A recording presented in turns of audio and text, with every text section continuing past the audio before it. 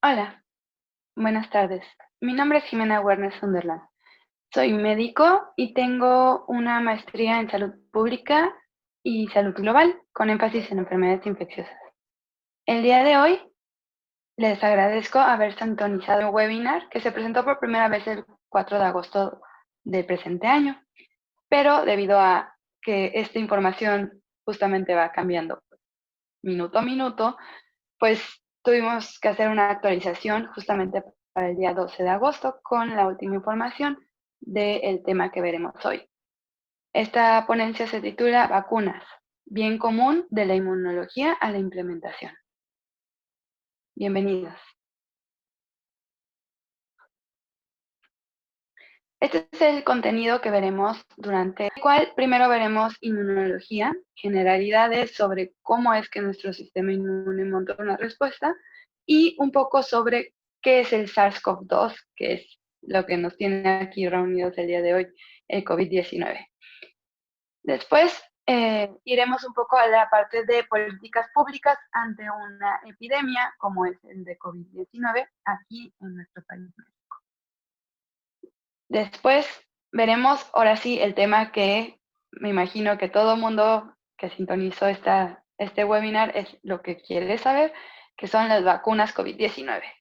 Vamos a ver un poco sobre las fases de prueba clínica de estas vacunas, porque pues escuchamos en las noticias claramente que ya salió la vacuna y como buenos humanos, seres humanos que somos, lo primero que queremos es tener esta esperanza de que ya está a 2 de llegar, a nada de llegar la vacuna.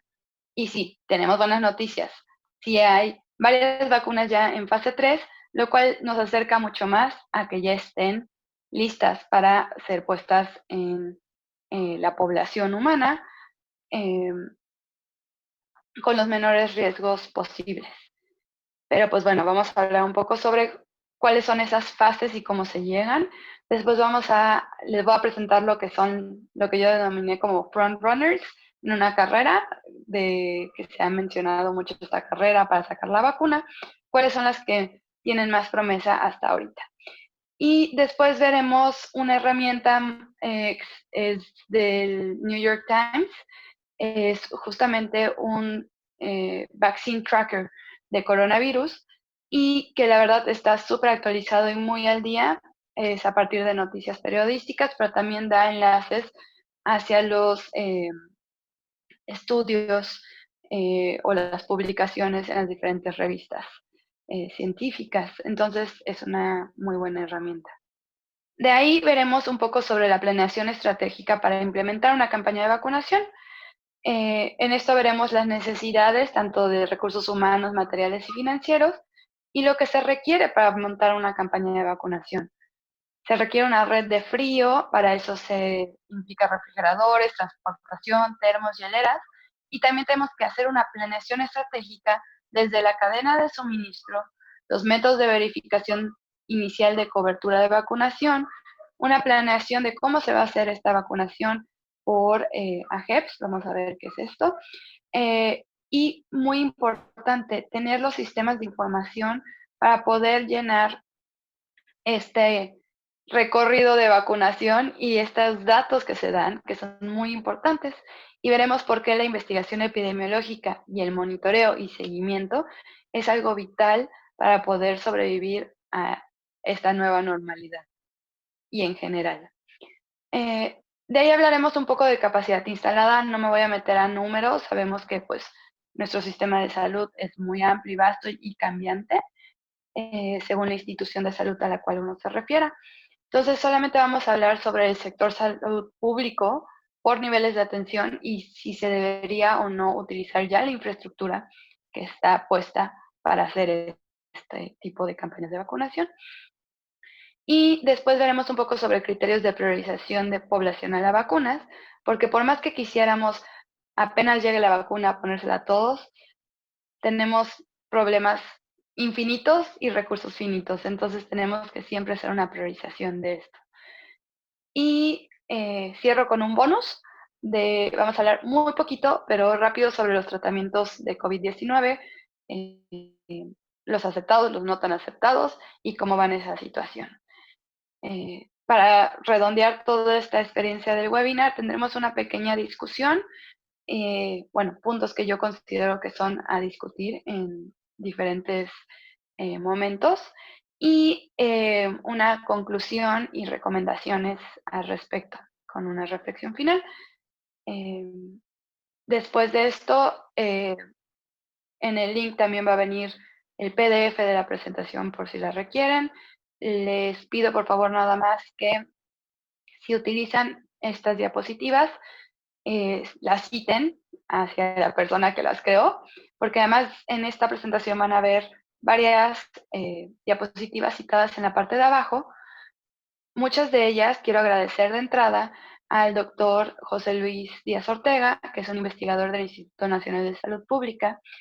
Él daba hasta hace unos años un curso de verano en el PASPE, que es el Programa de Actualización en Salud Pública y Epidemiología del Instituto, y era un gran curso de una semana de vacunas muy intenso, pero justamente todos los expositores le cedían el derecho de sus presentaciones al doctor y el doctor muy amablemente me dio permiso de utilizarlas para esta presentación.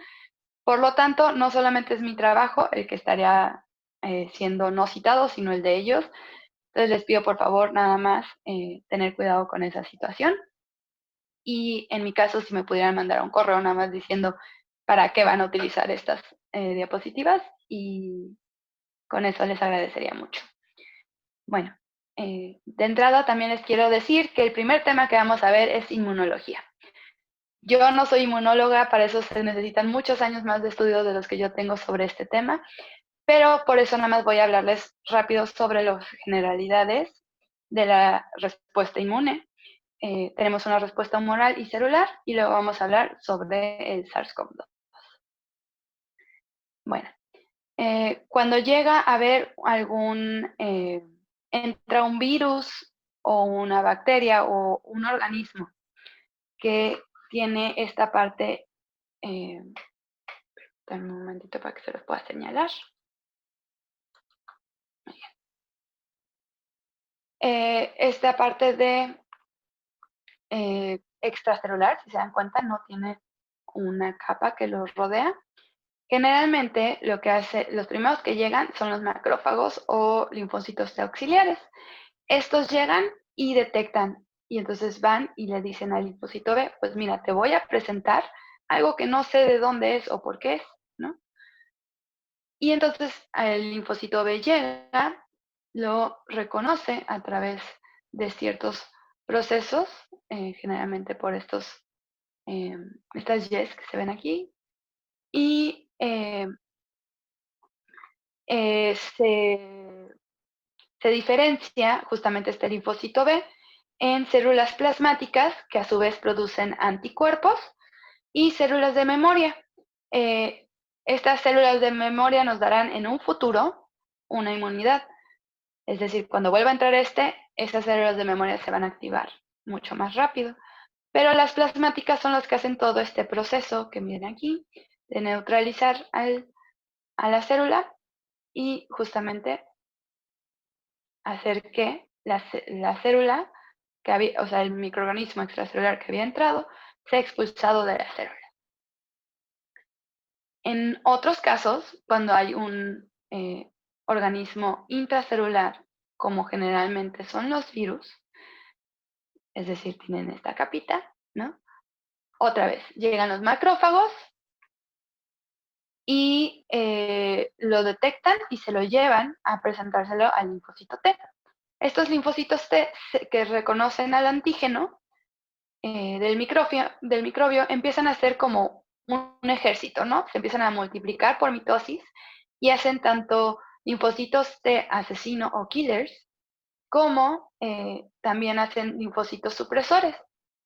¿Por qué? Porque necesitan a alguien que haga el ejército, como sería el linfocito natural killer, o asesinos que van a ir a matar a la célula infectada, se van a acercar, van a ver, te reconozco, no te reconozco, ok, no, y sacan estas citocinas. Estas citocinas son como las chismosas que van a decirle al resto del ejército, córrele porque necesitamos destruir a este.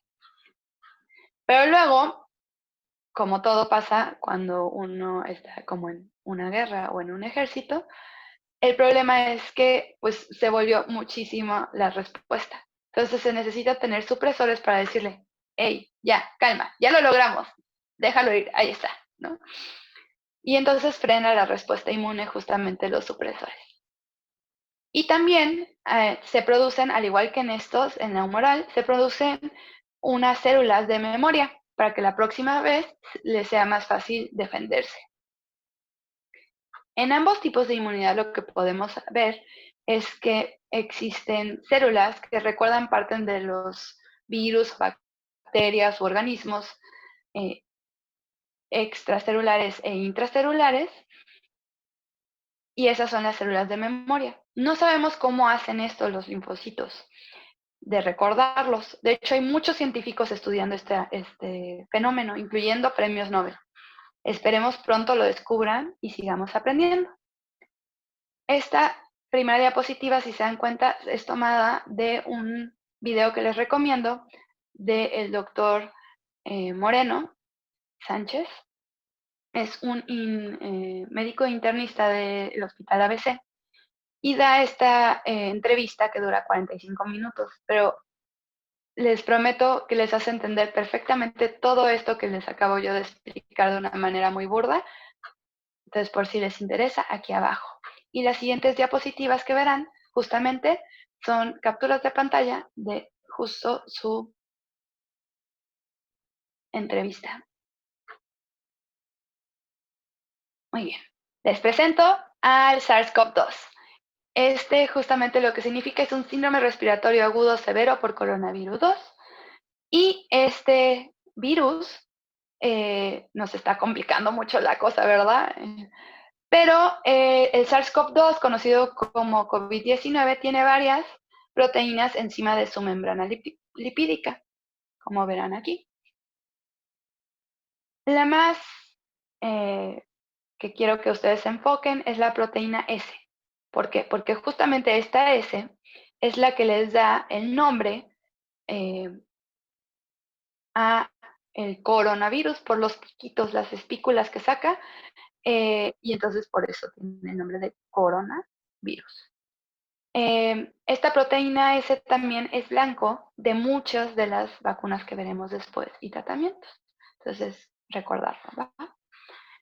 En su parte de genotipo es un SARS-CoV-2, eh, tiene 5 fenotipos clínicos y es de la familia de Coronaviridae, es del género Betacoronavirus y pertenece al grupo 4 de la clasificación de Baltimore de virus como un virus de ARN monocatenario positivo. Aquí en esta segunda imagen lo que podemos ver es justamente, si se dan cuenta en rojo, vemos las 3 pruebas que tanto se han mencionado sobre coronavirus. De nuevo, no nos vamos a meter mucho en ello porque pues no es el fin de esta plática, pero es importante recordar que existe una prueba llamada RT-PCR, que es la reacción en cadena de la polimerasa con transcriptasa inversa o retrotranscriptasa, por eso el R3. Lo que nos dice solamente esta prueba es si está presente el genoma del virus ARN en la muestra que uno dio. Solo si está sí o no. Entonces, el sistema justamente de PCR en tiempo real permite también incluso cuantificar la muestra, ver cuántas copias de esta secuencia de virus está en esa muestra. Cuántas copias de ARN del virus tenemos por mililitro. Aún así, no se puede descartar que lo que esté leyendo la PCR sea solamente pues fracciones del virus, no completo.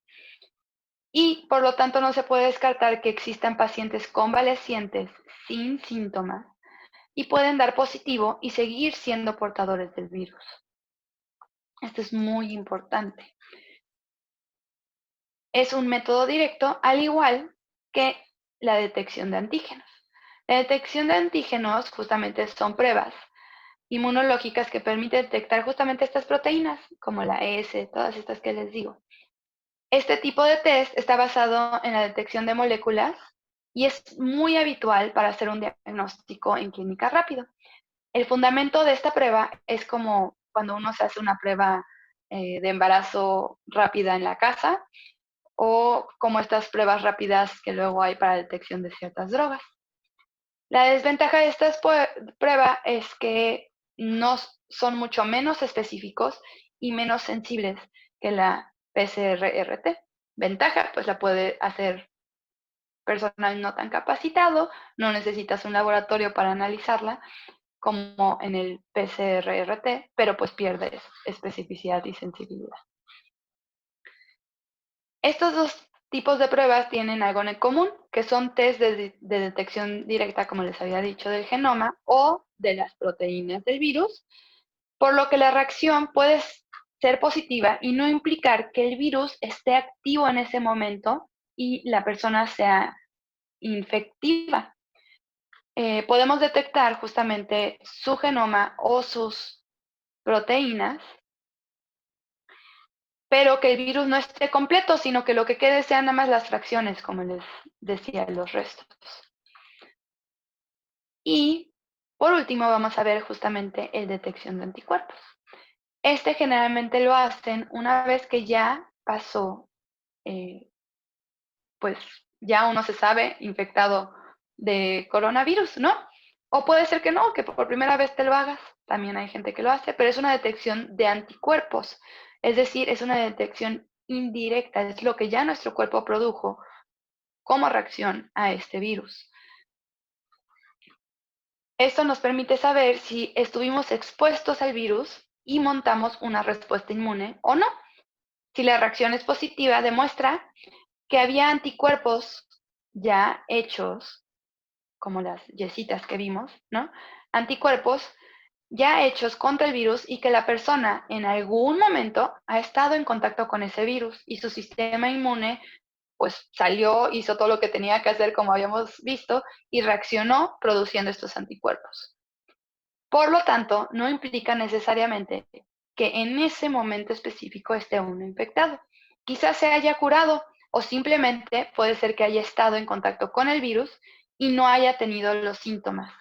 Esos son los más peligrosos porque la gente que es asintomática pues va por la vida pensando que no puede estar infectando a otra persona si esa persona no se siente mal.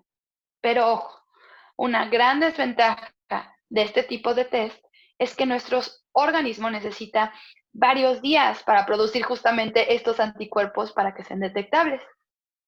O sea que una persona puede estar infectada, pero durante los primeros días, pues apenas el sistema inmune está agarrando fuerza para poder hacer esos anticuerpos y pues por lo tanto no daría en los primeros días positivo en el test. Algunos test de anticuerpo pueden distinguir el tipo de inmunoglobulina, es decir, de anticuerpo que da. Si es IgM, es indicativo de que tuvo una infección reciente. Si es IgG, indica que hubo una respuesta secundaria y por lo tanto más prolongada, puede ser que haya sido de mayor tiempo atrás. Es decir, como que quedó ahí una memoria. Por lo tanto, recapitulando, cada prueba nos dice diferente información. El test de PCR-RT o RT-PCR nos indica la presencia del virus, nos dice quién está infectado en ese momento. ¿Por qué? Porque tiene esa secuencia de virus. Los test de anticuerpos nos indican quién estuvo infectado y quizá puede ser que esté inmunizado, al menos durante un tiempo. ¿Por qué digo durante un tiempo? Hasta ahorita la investigación científica ha dado a conocer que solamente una vez que te da coronavirus, eres inmune por 3 meses, en promedio más o menos es lo que ha durado esa inmunidad.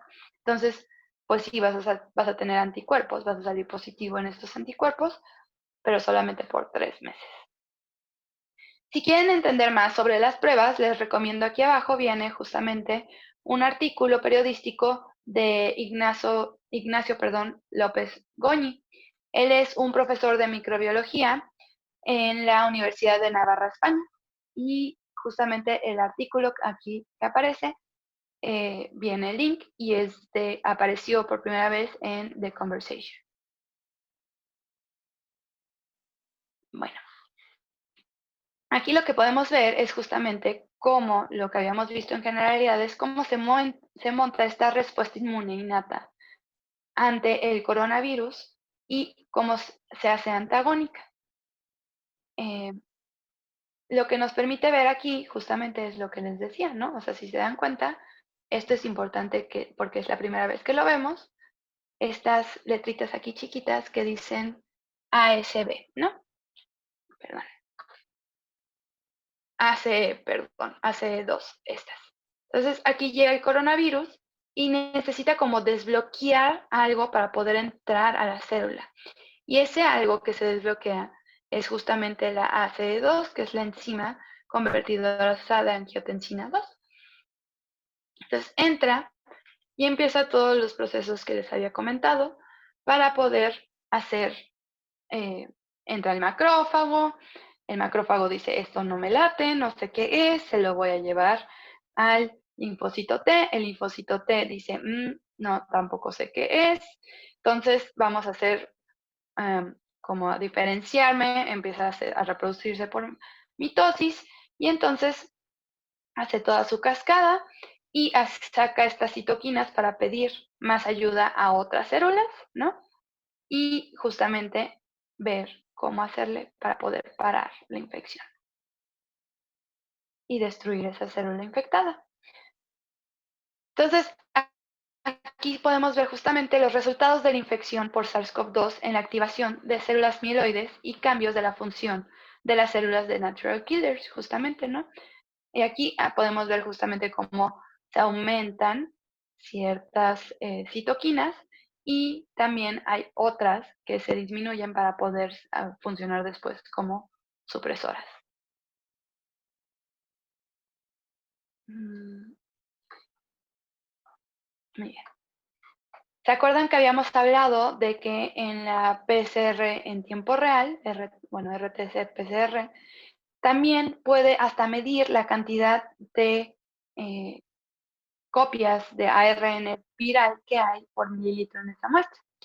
Esto justamente se llama carga viral y de esto, justamente como ven en esta imagen, depende el grado de inflamación y de la severidad de la enfermedad. Una vez que montamos una respuesta inmune, podemos medir lo que habíamos dicho, los anticuerpos. Esa respuesta mediada por anticuerpos son detectables y podemos aquí ver lo que hablábamos de la IgM y de la IgG. Son específicos al virus y se producen más o menos entre 7 y 14 días después de presentar la sintomatología de COVID. Aquí, si se dan cuenta, se empiezan a producir 5 días después de que se expuso uno. Y ya entre el día 7 y 14 es que uno ya trae la sintomatología. Entonces se presenta justamente un pico para poderse detectar mayormente en las pruebas. Recordar que a la fecha existen estudios que han demostrado que la inmunidad de memoria que se te confiere justamente por estas inmunoglobulinas es solo por 3 meses. No es como en la varicela, que una vez que ya te decían, ya te dio, no te vuelve a dar. No, desgraciadamente este virus no nos tocó hacer así. Y justamente esta última figura, lo que podemos ver es que para entrar el coronavirus, como habíamos dicho, primero deben de ser desbloqueado por algo que logre emparejarse en la membrana. Y esa es una proteína llamada enzima convertidora de angiotensina 2, la ACE2 que vimos en la otra. Y en esta imagen podemos ver que esta proteína se ve más expresada en el tracto gastrointestinal, en los riñones y en los testículos. Estas diferencias de dónde se ve expresada, pues justamente nos va a servir después para cuando hablemos de tratamientos o de vacunas, ¿no? O sea, porque ahí es donde puede ser que se albergue más el virus y también que genere más complicaciones o demás.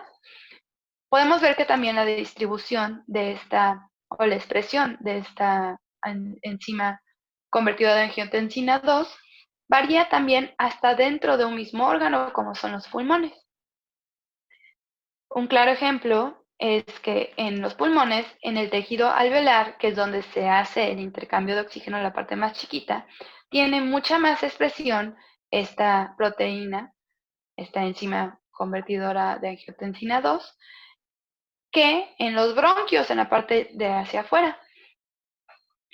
Y además, una mala noticia para los fumadores, esta enzima se expresa aún más en las personas que son fumadores. ¿Por qué estamos hablando tanto de ella? Porque su diferente expresión hace que ciertos medicamentos actúen mejor en ciertos órganos o que haya complicaciones en otros. Pero de eso vamos a hablar más cuando lleguemos justamente al tema de tratamientos usados en el manejo del COVID. Muy bien. Ahorita vamos a hablar sobre las políticas públicas ante la epidemia. Vamos a hablar un poco del primer caso mundial y en México y cómo se ha manejado a través de fases esta epidemia. Epidemia, ¿por qué? Porque en México es epidemia. Pandemia sabemos que está en todo el mundo. El primer caso a nivel mundial se dio en Wuhan, China, en diciembre de 2019. De ahí pasó desde diciembre hasta el 28 de febrero de 2020 para que se presentara el primer caso en México. Y hasta el 23 de marzo se empezó a hacer estas medidas de contención y esta campaña que se llama Quédate en casa.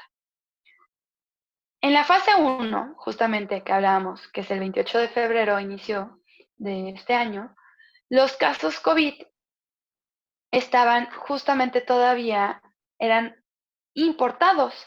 De hecho, el primer caso fue de una persona que venía de Bérgamo, Italia, y que era asintomático, lo que decíamos. Pues él no se sentía mal, pero se hizo la prueba porque venía de Italia y resulta positivo. Y también se empezaron a ver casos que eran justamente importados, es decir, que habían estado o en Italia, o en España, o en países donde había ya más transmisión de estos casos, o justamente por el hecho de haber estado en China. Era como que la primera definición del caso. Después pasamos a la fase 2. Ahí se inició el 24 de marzo, un día después de que se activó la campaña de Quédate en casa. Aquí ya los pacientes infectados eran por contacto directo con un paciente que ya estaba confirmado con COVID-19 y que estaba dentro de México. Cuando uno hace un estudio de caso, empieza a ver, ok, esta persona con quién tuvo pues contacto, y entonces este se vuelve contacto 1, contacto 2 y demás, y se empieza a hacer todo un estudio epidemiológico.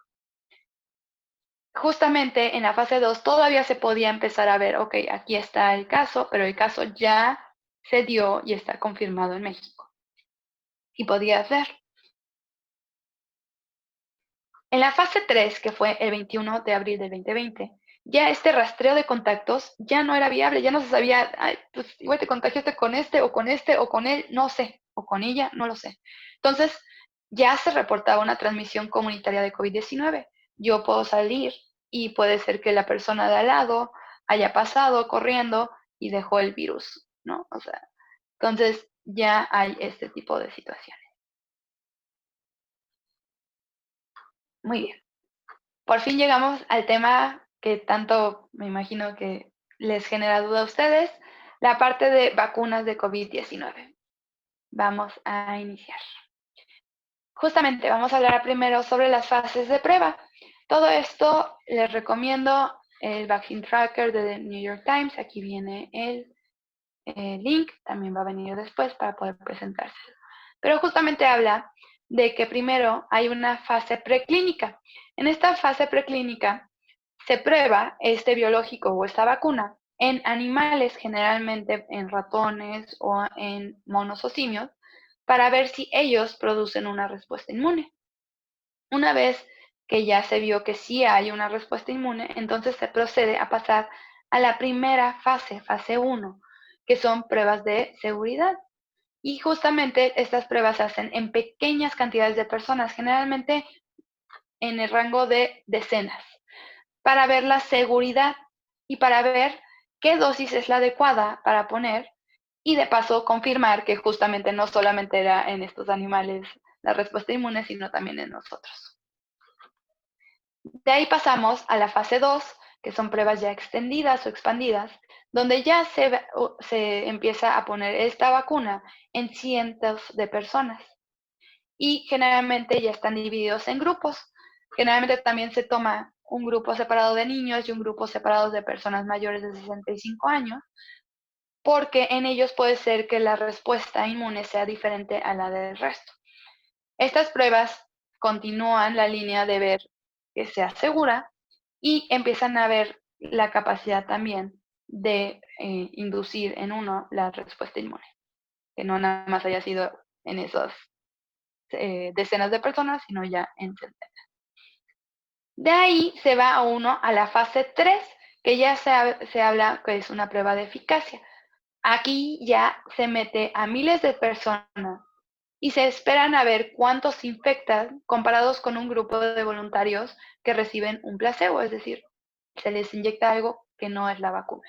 Es algo que no hace daño, es inocuo, pero tampoco te va a generar esa protección. Uno generalmente entra a estos estudios sin saber cuál les va a tocar. Y estas pruebas ahora sí pueden determinar la eficacia, es decir, si la vacuna realmente te da una protección contra el coronavirus. En junio de este año, la FDA, la FDA dijo que las vacunas de coronavirus debían de dar una protección al menos al 50% de las personas para ser consideradas efectivas. Entonces, generalmente se trata de que la eficacia sea mucho más alta, pero como estamos en una epidemia, en una pandemia en sí, están considerando que con que a mitad de la población sí le dé protección, pues mejor eso que nada. Después de todas estas fases, ya por fin llegamos a la anhelada fase 3, viene una fase de aprobación. Esta de aprobación, las instancias regulatorias de cada nación revisan los resultados de todos estos procesos y deciden si se aprueba o no la vacuna. Durante la pandemia, una vacuna puede recibir una autorización de emergencia. Esta autorización de emergencia le permite que antes de que se haga todo este marco regulatorio de aprobación, o sea, que esto se lo salte uno y que se le dé autorización de emergencia. En nuestro caso, en México, la instancia reguladora que va a checar todo esto sería COFEPRIS y seguramente el Consejo de Salubridad General para aprobar justamente la compra y la distribución de estas vacunas. ¿Qué pasa? Cuando uno quiere acelerar justamente el desarrollo de vacunas, lo que se hace es combinar estas fases. Y, pues, por decir un ejemplo, se hace una fase 1-2, es decir, se inicia poniendo en cientos de personas la vacuna y, ¿cómo se llama? Se juntan las fases y entonces esto acelera. ¿Por qué les digo esto? Porque justamente en la pandemia esto está pasando para poder acelerar el proceso y lo vamos a ver a continuación. Les presento a las frontrunners, a las que van más adelantadas en esta carrera de poder sacar la vacuna. Quiero aclarar que yo no tengo ninguna relación laboral actual con compañías farmacéuticas y estos datos son recolectados tanto del tracker de New York Times que les he mencionado y de noticias periodísticas donde se han mencionado costos aproximados de las vacunas o de comunicados oficiales. No voy a ahondar en justamente esta parte del diseño que habla sobre los tipos de vacunas y el proceso de la creación de ellos, pues no es el tema que quisiéramos o el propósito de esta plática, pero solo quiero decirles que existen vacunas que pueden estar basadas en ADN, otras en ARN. En este caso, la mayoría van a ser en ARN porque el virus SARS-CoV-2 es ARN. Y hay otras todavía que utilizan adenovirus, otro tipo de virus, que sirven solamente como el vehículo para llevar el virus inactivo, etc. Hay muchos tipos, ¿no? de vacunas. Lo que sí quisiera remarcarles es que el target u objetivo principal de todas las frontrunners, o de la mayoría, es justamente lo que habíamos visto en las imágenes cuando les presenté el SARS-CoV-2, la proteína S. Si se dan cuenta, en todos vienen. Esto se debe a que se ha encontrado que esta proteína S induce una respuesta inmune muy robusta, muy fuerte, y genera una inmunidad tanto humoral como celular. ¿Se acuerdan que habíamos visto los dos tipos? Entonces, esto es muy importante. Bueno, vamos a ver la primera, la cual es Moderna, y los institutos de salud de Estados Unidos, ¿no? Esta compañía utiliza, o esta vacuna, estrategias similares a otras vacunas como la del citomegalovirus o como la del Zika. Y justamente esta está en fase 3. El 27 de julio se dio a conocer que ya estaban en fase 3 y que se iba a empezar a probar esta vacuna en 30,000 personas en 89 sitios de Estados Unidos, y que van a recibir 2 dosis de la vacuna con una separación de 28 días. Esta vacuna, se ha dicho, Moderna ha salido a decir que costará de $50 a $60, y el gobierno de Estados Unidos ya ha dado casi 1,000 millones, o 1 billón, como dicen ellos, de dólares en apoyo para el desarrollo de esta vacuna. La siguiente es de Pfizer Biotech, que es una compañía alemana, y Fosun Pharma, una compañía china. Justamente lo que ellos, en la misma fecha, el 27 de julio, dijeron que estaban en fase 2-3, es decir, que 30,000 personas voluntarias en Estados Unidos y en otros países como Argentina, Brasil y Alemania empezaron a recibir esta vacuna en la fase 3, por eso se fue a 3. Se pasaron, no lo hicieron en cientos, se fueron directamente a miles. Y Pfizer ha dicho que tiene capacidad de producir hasta 1.3 mil millones de dosis para finales del 2021. Pfizer, Biotech y Fosun Pharma se comprometieron a que mientras durara esta pandemia iban a dar la vacuna al costo de producción, es decir, que cada vacuna iba a costar alrededor de $2.79.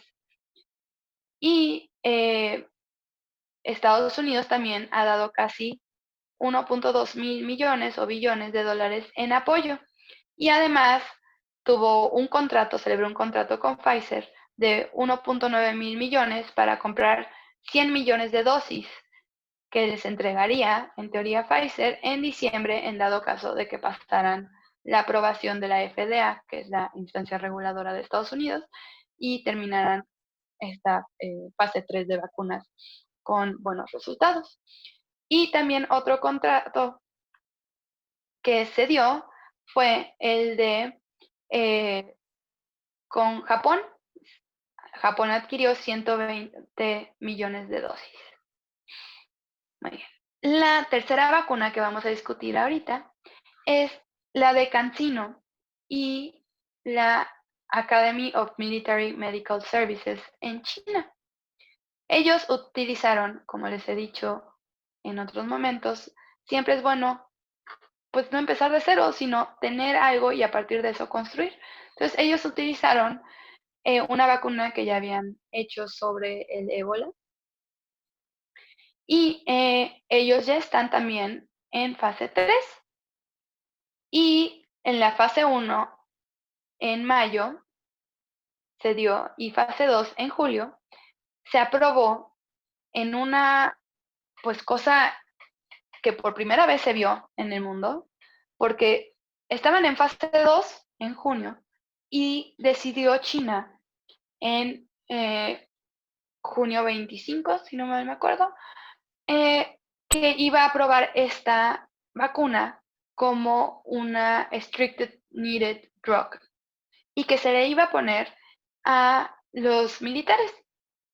Cancino nunca ha salido a decir si fue algo voluntario o a fuerzas para los militares chinos o soldados chinos el ponérsela, pero pues bueno, se la pusieron así en fase 2 y pues han dicho, justamente salió en esta fecha, Cancino a decir que ya va a entrar, a pesar de que ya se las había puesto en fase 2, que va a entrar en fase 3.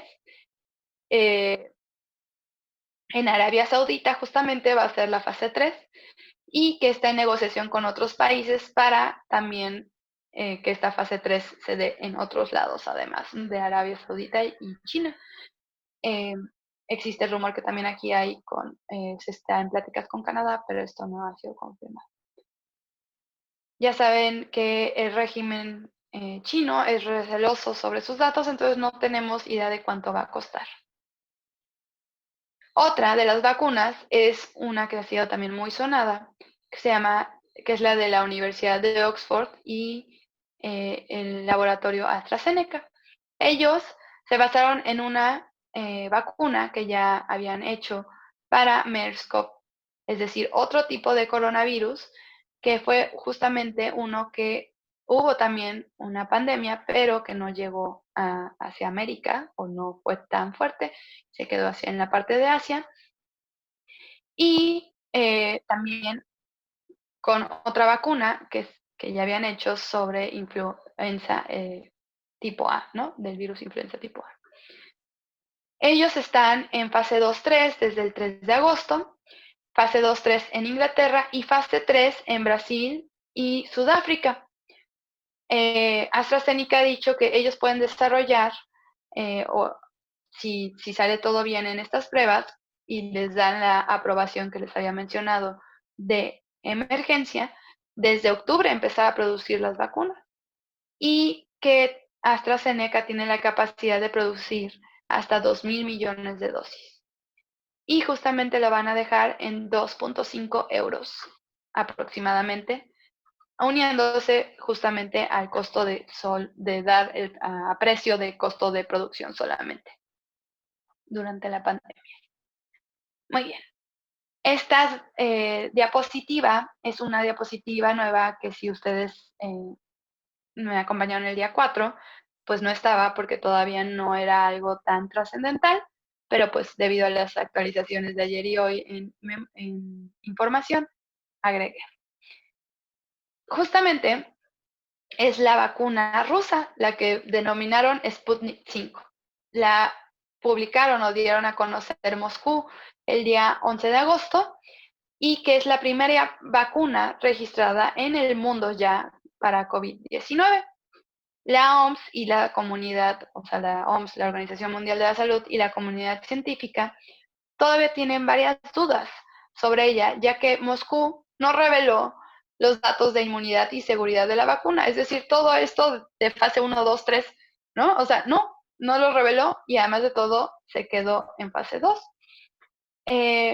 Se dice que una de las hijas de Putin y el director de justamente este Gamaleya Research Institute ya fueron inoculados y que presentaron efectos adversos mínimos y que pues al parecer sí genera inmunidad o protección. En mayo, los científicos de este Instituto Gamaleya se habían inoculado algunas dosis cuando aún estaban en la etapa de prueba de la vacuna en animales, o sea, se aceleraron. Y luego en junio, pues se hicieron dos grupos formados solamente por 38 voluntarios cada uno en el Hospital Militar de Burdesco. Y a finales de agosto, inicios de octubre, se realizan los ensayos, o sea, van a seguir haciendo estos ensayos de fase 3 en paralelo al proceso de vacunación de maestros y personal de salud en 10 a 15 regiones de las 85 de Rusia. Es decir, van a estar terminando la fase 3, pero al mismo tiempo ya van a estar vacunando al personal de salud y a los maestros en ciertas regiones de Rusia. También dicen que ya para principios de 2021 habrá no solamente a los maestros y personal de salud, sino disponible para toda la comunidad rusa. ¿Cuánto cuesta? Pues les digo, si no tenemos los datos de seguridad y de inmunidad, pues tampoco tenemos disponible el costo, pero Rusia ha declarado que tiene acuerdos internacionales para producir hasta 300 millones de dosis y que además de todo tiene esta parte justamente de dar ciertas procedentes, o sea, estas ya dosis ya están pues etiquetadas o dadas a unos 20 países como Emiratos Árabes Unidos y Filipinas, y que también van a realizar estos ensayos clínicos en, en estas naciones. La producción de Sputnik 5 también se va a realizar en otros países, incluidos algunos de América Latina, como Brasil, Cuba y Nicaragua están en este tipo de negociaciones para que aquí también se produzca esta vacuna. Bueno, ahora vamos a estas últimas dos. Estas últimas dos las agregué también porque en la siguiente diapositiva veremos qué se ha anunciado sobre México, específicamente y América Latina. Hay otra vacuna también de origen chino, Walvax, Abogen, y el que ya habíamos visto, el Academy of Military Medical Sciences. No se sabe si hay una estrategia similar, apenas están en fase 1 para junio de este año. Y en esta fase 1 salió que se inducieron altos niveles de anticuerpos neutralizantes, pero apenas en la fase de prueba, si se dan cuenta, ni siquiera, o sea, en las preclínicas, ni siquiera la 1, ¿no? Que es cuando sacaron los resultados de esas pruebas en ratones y en macacos que comen cangrejo, y que incluso dan una respuesta inmune protectora por linfocitos TH1, y que esta vacuna, es algo bueno, puede estar almacenada a temperatura ambiente por una semana. Se iniciaron las pruebas en fase 1, es decir, ya en humanos, en el hospital, en este hospital en China.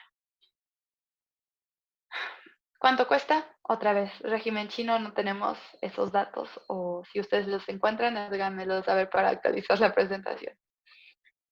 Y por último está esta vacuna de farmacéuticas Janssen, que es una farmacéutica de Johnson & Johnson, y de este laboratorio Beth Israel Medical Center, que es de Harvard University. En ella ellos usan vacunas o estrategias similares con vacunas de ébola, vacunas de Zika, vacunas del virus sincitial respiratorio y de vacunas que se están probando de VIH. ¿Y por qué usan esta tecnología? Usan esta tecnología de utilizar adenovirus como vehículos, como les había dicho. Y pues ellos en julio ya estaban en fase 1-2, estaban probando en adultos mayores de 18 a 55 años y en adultos mayores de 65 años y más en Estados Unidos y en Bélgica, con un grupo de 1.045 participantes divididos en dos cohortes o dos brazos a seguir. Una cohorte le daban 2 dosis en una sola inyección o 2 dosis con intervalos de 8 semanas. Y como ya les había dicho, se divide a que a otro grupo se le da placebo en el día también 1 y 57. Y otra cohorte donde se les estaba dando dosis más bajas, 2 dosis bajas en un régimen inicial o el placebo, y en el día 1 y 57, y después de eso se les daban boosters, es decir, como refuerzos a los 8, 14 y 26 meses, es decir, a los 6, 12 o 24 meses después de completar el primer régimen que les había dicho del día 1 y 57. En marzo, ellos recibieron de Estados Unidos esta gran cantidad para apoyar su producción, y luego en agosto el gobierno de Estados Unidos se comprometió a pagar 1.000 millones o 1 billón de dólares por 100 millones de dosis de esta vacuna. Sí, claramente pasaban la fase 3, que es la que ya está planeada para iniciar en septiembre, y justamente Johnson Johnson dijo que eh, puede producir al menos 1.000 millones o 1 billón de dosis para el 2021. ¿Por qué son importantes estas últimas dos? Porque justamente entre el día 11 de agosto y 12 salieron comunicados de nuestro gobierno mexicano, en el cual decía que ya había unos acuerdos con CanSino. ¿Recuerdan? La que habían probado en militares, que ahorita ya está en fase 3 desde 9 de agosto, de Walvax, Abogen y justamente también la misma escuela de militar, que está en fase 1 en el 26 de junio, y la de Janssen, que es de Johnson Johnson, y el laboratorio de Harvard, que está en fase 1-2 en julio, y que están planeando entrar a fase 3 en septiembre. Con estos tres ya tienen acuerdos comerciales para poder comprar o accesar a la vacuna. Aquí mismo dijo el día 11 el presidente López Obrador que México tenía 100.000 millones o 100 billones de pesos mexicanos, es decir, un equivalente a 4.5 mil millones de dólares o billones, para asegurar la compra de esta vacuna. Esto es el asegurarlo, ¿por qué? Porque si está el costo muy potencialmente alto, este es el tope de dinero que se tiene. Si se alcanzan acuerdos donde el precio sea más moderado, se pretende gastar solamente 25.000 millones de pesos. Y justamente el 12, hace unas horas, Marcelo Ebrard tuitea que mañana se van a dar a conocer los alcances o los acuerdos alcanzados para producir tanto en México como en Argentina, con el apoyo de la Fundación Carlos Slim, entre 150 a 250 millones de dosis, que serán para toda Latinoamérica con excepción de Brasil. Yo creo que esta parte de excepción de Brasil se debe a que en Brasil se están haciendo varias pruebas y pues no necesariamente, o sea, Brasil va a obtener de otra forma la vacuna también.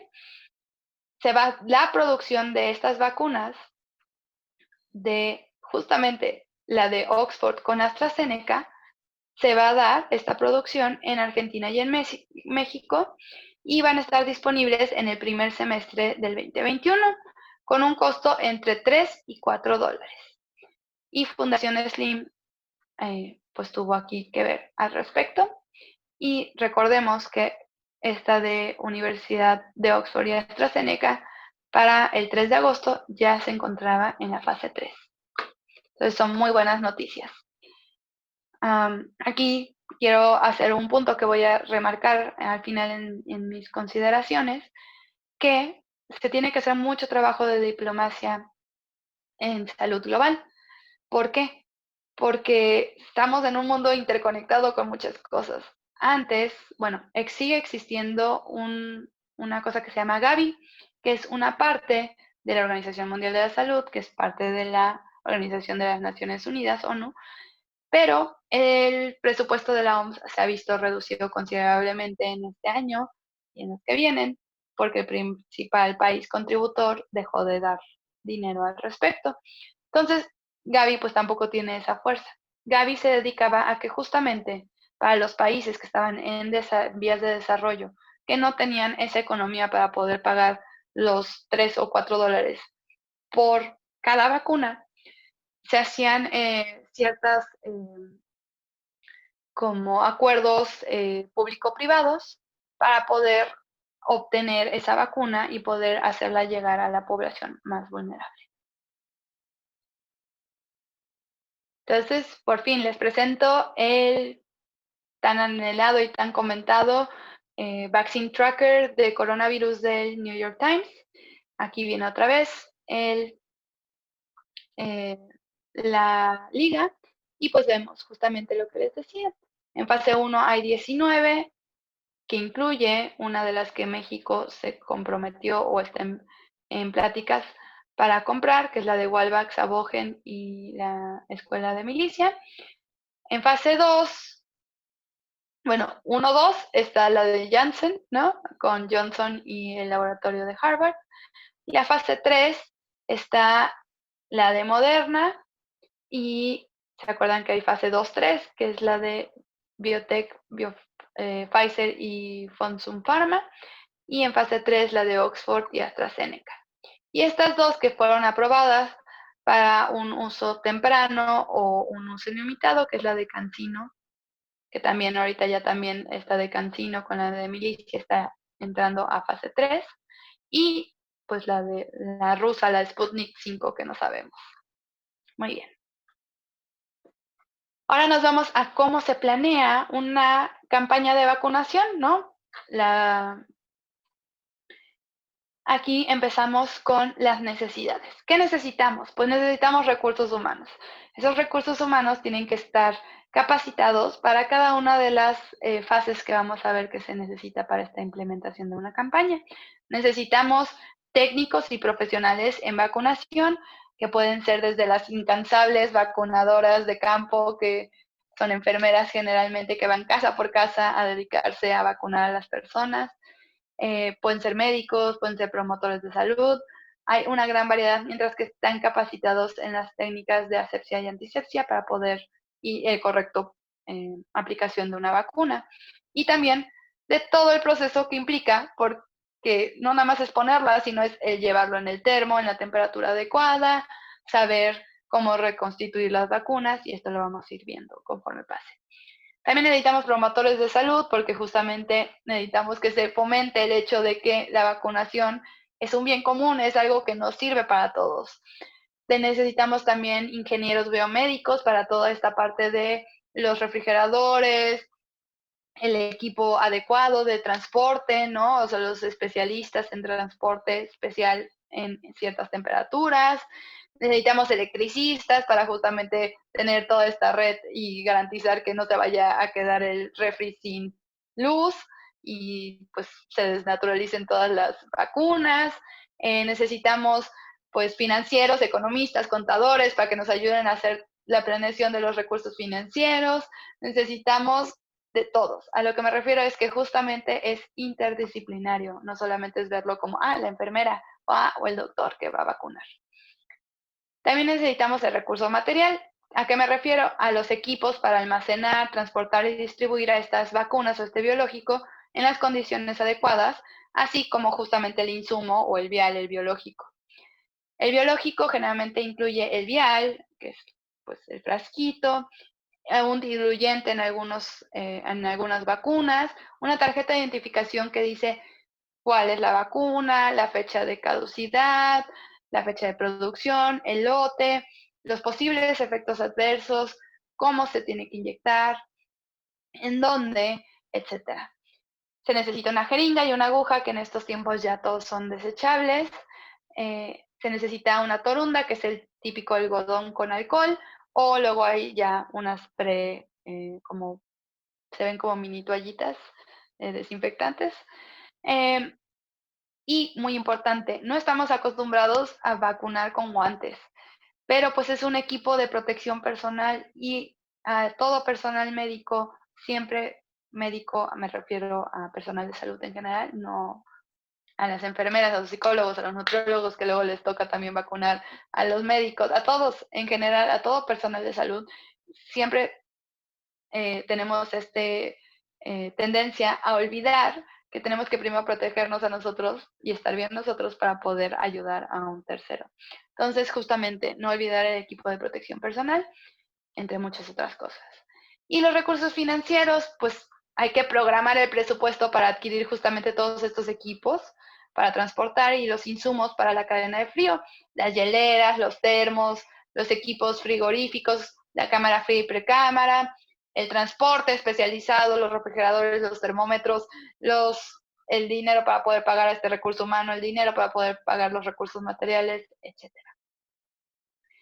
Esta diapositiva, como les había comentado, es de otra persona, es lo que le había, este es un ejemplo de lo que les había dicho que el doctor José Luis Díaz Ortega me hizo favor de prestarme. Entonces, pues vamos a los requerimientos. Justamente una red de frío, ¿qué significa? Que el biológico, desde que sale hasta el laboratorio hasta que llega a la población, necesita mantenerse con la temperatura adecuada. Y pasa del laboratorio a un almacén de nivel nacional, a un almacén de nivel estatal, o delegacional, a un almacén jurisdiccional o zonal, ahora sí, a la unidad de salud, que es el nivel local, hasta que llega a la población. Es justamente el número de estos niveles depende de las condiciones geográficas para poder hacer que lleguen. Y aquí podemos ver el tiempo de almacenamiento que se requiere o que es el máximo que se puede tener de estos biológicos según el nivel, ¿no? Entonces, existe el nivel nacional, 24 meses, aquí ya a nivel delegacional o estatal, máximo se tiene que quedar 6 meses, luego aquí 4 meses, luego 3 meses. Entonces, por eso también se tiene que mantener los tiempos y mantener esta red de frío para que no se desnaturalice.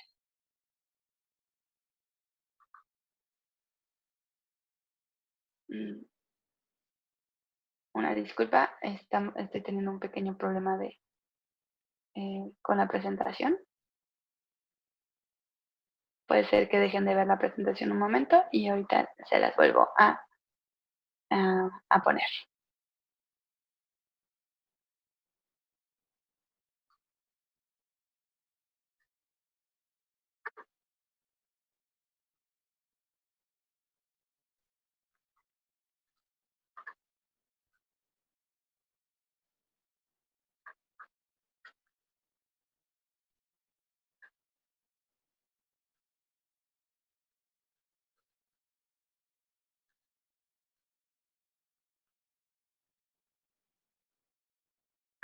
Muy bien. Bueno, después de esto, algo importante también es que hay diferentes tipos de vacunas. Por eso muchas veces dicen, no, pues es que hay que juntar a los chamacos y en ese momento vacunarlos a todos, porque por decir, si se dan cuenta, la BCG, la cual tristemente ha habido un desabasto a nivel nacional de ella en el último año, que es la que generalmente se ponen y queda una marca a veces, que es contra la tuberculosis miliar, que es la que afecta al cerebro, y la protección se pone al nacimiento justamente para que, bueno, en el primer mes de vida, para que justamente se dé la mayor protección. Esta se debe desechar invariablemente al término de la jornada de trabajo. ¿Por qué? Porque las que están liofilizadas disminuyen considerablemente su estabilidad térmica cuando se reconstituyen con su diluyente. Entonces agarran el diluyente, lo meten y entonces es por eso que dicen, ahora sí, a vacunar a todos porque si no el frasco, que de por sí está ahorita en desabasto, pues sirve para una persona cuando debería de servir para muchos niños.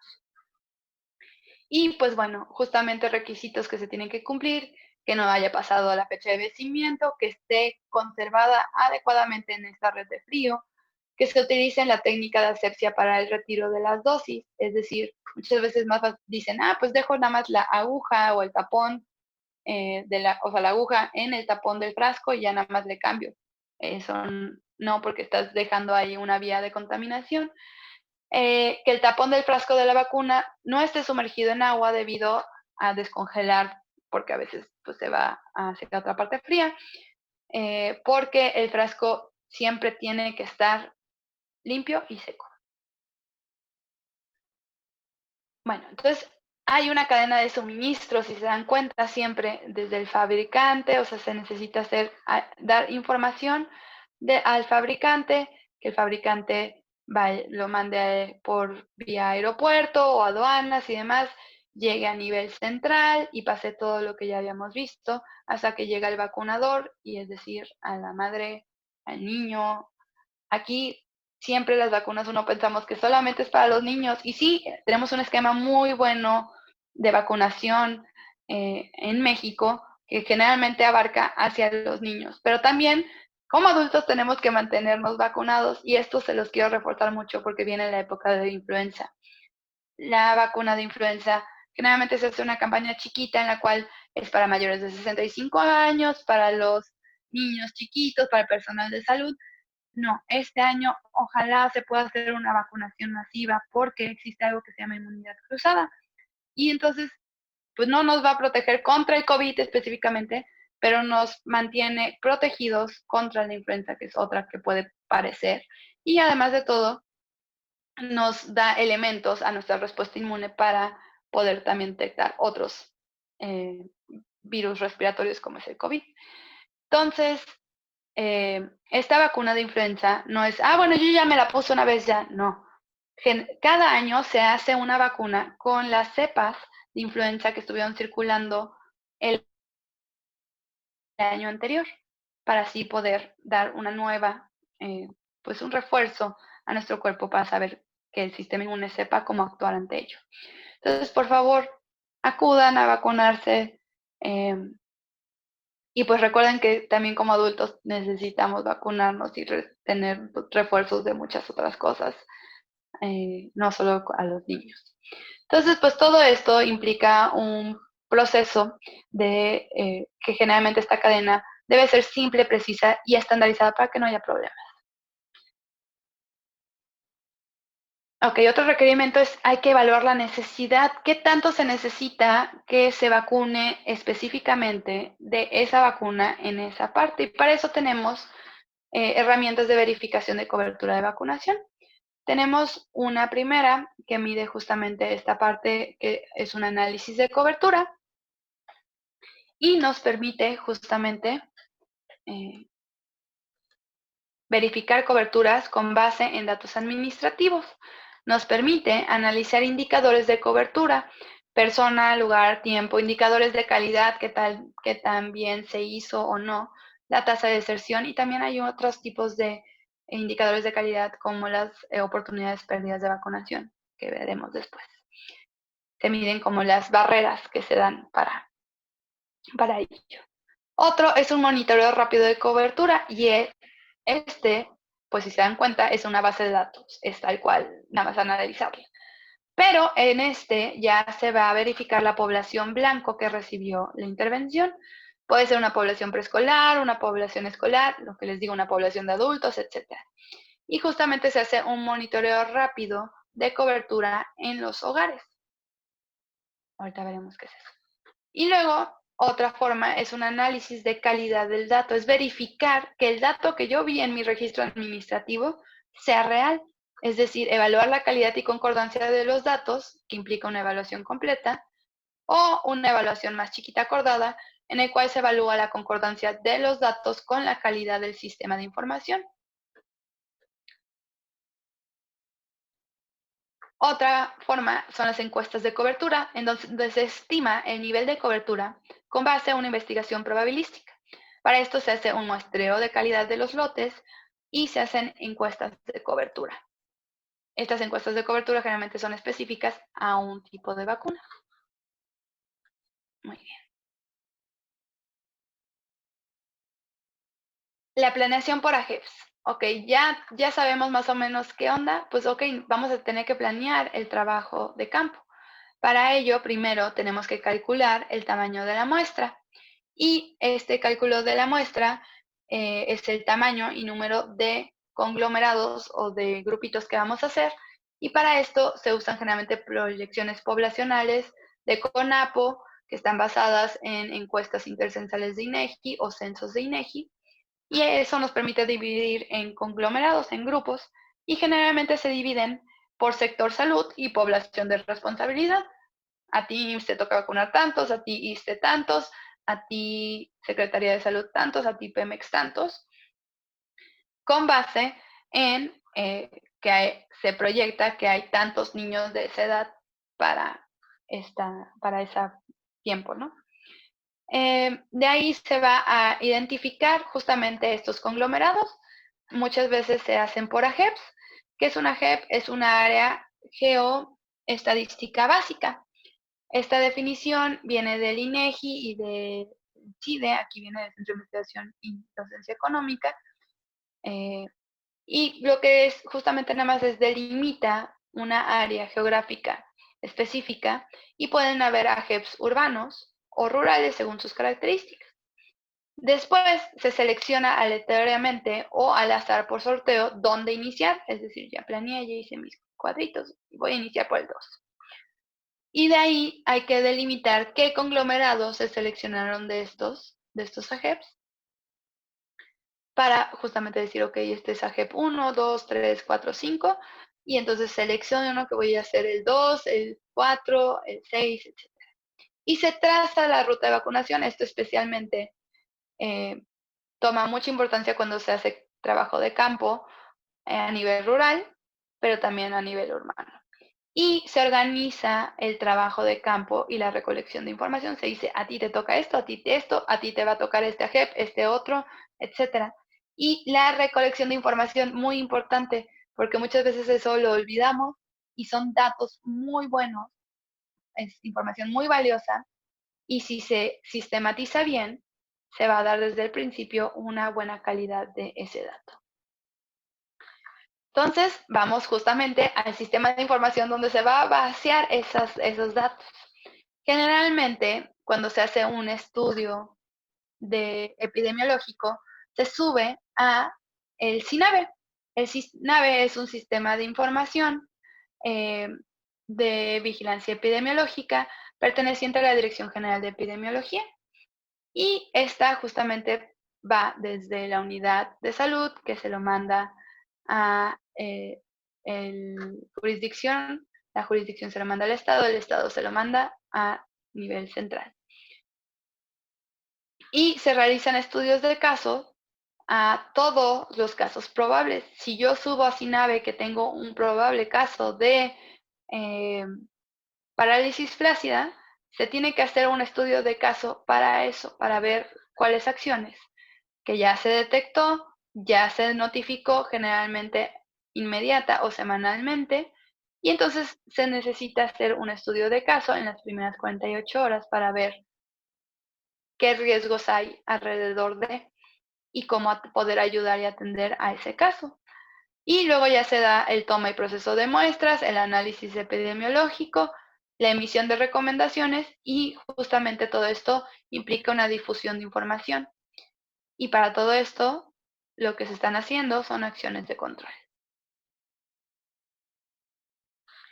Entonces, como les había dicho, en la unidad de salud se da el primer dato de información y esta se va hacia la jurisdicción sanitaria.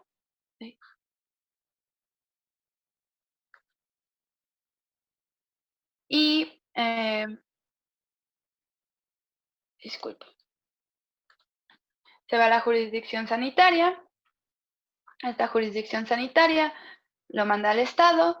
El Estado, el epidemiólogo estatal, lo recibe, verifica, valida y analiza la información y notifica al programa específico. Por decir, si hubiera sido un caso de tuberculosis, se va al programa de tuberculosis y micobacterias, y a nivel federal, que es la DGE, la cual también recibe, verifica, valida y analiza, y lo manda a también el programa de tuberculosis y micobacterias a nivel nacional. Todo esto, si se dan cuenta, hay un flujo de información desde primer nivel hasta llegar a nivel central. Bueno, ¿se acuerdan que habíamos hablado de un monitoreo rápido de cobertura?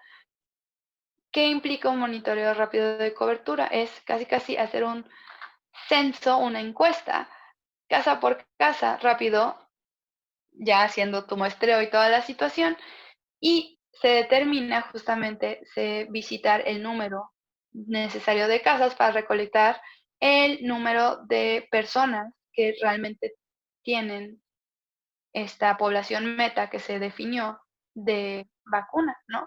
Muchas veces se pide una cobertura del 95% de todos los niños, por decir, de menores de 1 año. Y entonces se checa cuántas casas tendría que yo checar para ver que justamente se llegó a esa meta definida por el conglomerado, ¿no? Y justamente se checa según los resultados que dé. Si te da que tienes de un 95 a, bueno, de un 0 a un 5%, es decir, 0 a 5% no está vacunado, pues es algo bueno. Entonces, lo único que tienes que es ver cuáles no están vacunados y ver cuál es justamente el área que sí está, o sea, que le falta aplicar para justamente ponerla. Si hay un 6 a un 10% que no está, se realiza justamente vacunar a los no vacunados y se realiza metodología de monitoreo rápido de cobertura hasta encontrar cuántos conglomerados o lotes son los que tienen menos de una persona no vacunada. Y a esos se les da especial énfasis para hacer campañas de vacunación muy específicas.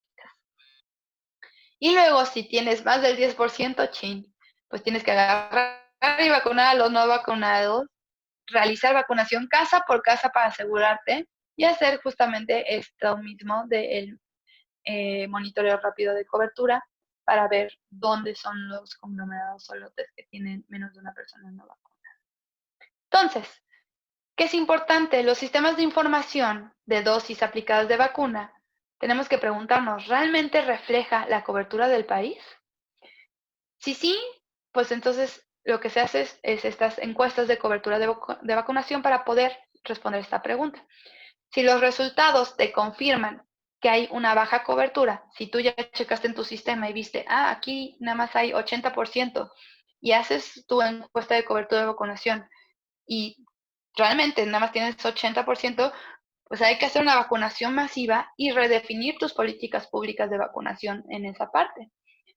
Si al contrario te dice, tu sistema te dice 80 y tú vas y haces tus encuestas de cobertura y te sale que tienes un 90, pues entonces es una cobertura superior a lo que se está diciendo el sistema de información y el que hay que checar es al sistema de información y hay que hacer estrategias para mejorar esa calidad del dato.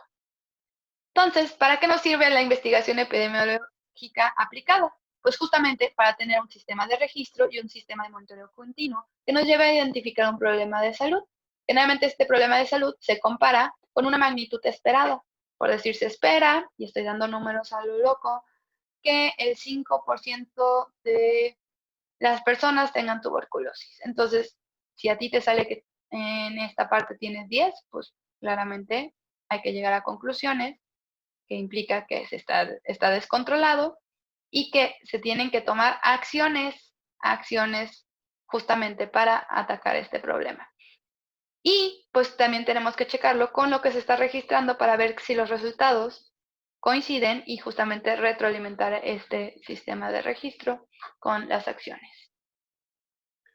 Muy bien, entonces, algunos insumos necesarios para esta investigación epidemiológica aplicada, pues son los casos, son los brotes, que ya son varios casos juntos en un mismo lugar, son qué personas o objetos están funcionando como reservorios, es la situación ambiental, porque pues desgraciadamente el cambio climático también ha afectado en estas situaciones, eh, los biológicos, los determinantes biológicos de ese virus o bacteria o hongo, microorganismo, además de los biológicos como decir las vacunas, los viales que existen, la evolución del problema, el estado nutricional de la población que también afecta para el sistema que viene después, que es el estudio del sistema inmunitario de la población, y los riesgos de trabajo que puede tener esa persona para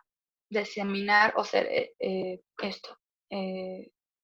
Y pues todo esto pasa por procedimientos de análisis cuantitativo y cualitativo para darnos justamente algunos productos de la investigación, que es como nos dice cómo se comporta la enfermedad, nos dicen los riesgos de infección de la enfermedad y muerte, nos dice la formulación de nuevas ideas, nuevas preguntas de investigación, hipótesis, nos ayuda a predecir el comportamiento de enfermedades, nos ayuda a identificar problemas tanto en la operación como conceptuales, nos ayuda a encontrar áreas de oportunidad o de mejora, nos ayuda a actualizar los programas de vacunación, si se necesitan más dosis, menos dosis, en qué edades, y justamente también pues, contribuye a la actualización del conocimiento científico. ¿Por qué es importante adherirnos a un programa rutinario de vacunación? Porque justamente nos ayuda a tomar decisiones basadas en estudios de oportunidades perdidas de vacunación, como los que les decía, barreras que existen para que lleguen a estas vacunas, evaluación del desempeño del programa de vacunación, también ver si se logró dar una satisfacción a la atención recibida en la vacunación, a la satisfacción del paciente, del cuidador, del vacunado. La cobertura de vacunación justamente también es otra de las cosas que nos ayuda a tomar decisiones.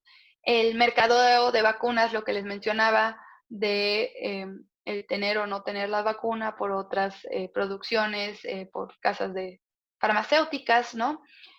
Todo este cabildeo que se tiene que hacer para que llegue esa vacuna, porque las vacunas se compran de forma consolidada por la federación y ya la federación es la que las distribuye. Y eso falta para que todavía llegue también a los estados, entonces ese es otro problema. Y acuérdense que tienen que mantener toda esta red de frío. Y pues también otro de los estudios es la evaluación del cumplimiento de estos indicadores programáticos. Si uno se propuso cada año tener una cobertura de tanto, si se alcanzó, no se alcanzó y por qué. Esto nos permite mejorar también. Muy bien, llegamos a la parte de la capacidad instalada. Este cuadro lo único que nos dice es, nos conviene utilizar la capacidad que ya existe en primer nivel, es decir, los centros de salud, en segundo nivel los hospitales generales y hasta el tercer nivel los institutos son niveles de atención en salud, para generar una campaña de vacunación. Sí, yo creo que sí se deben de utilizar, pero hay que hacer rutas para evitar contagios, hay que revisar ampliamente. Igual que las rutas de RPBI, que son para residuos peligrosos, biológicos e infecciosos, se tiene que tener justamente estas rutas, porque si no, pues existe riesgos de contagio. Es la persona que para poder llegar a esa vacuna tuvo que tomar algún transporte y entonces pues puede ahí, como hay transmisión comunitaria, obtener la enfermedad.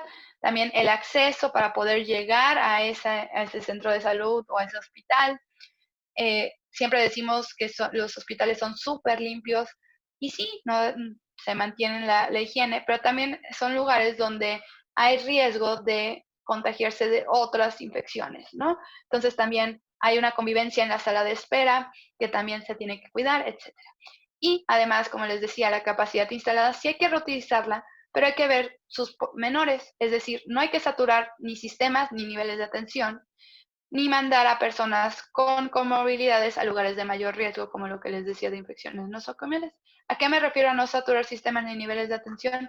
Imagínense que es una enfermera que está en piso en un hospital general y entonces les dijeron que pues en ese hospital general iban a estar vacunando.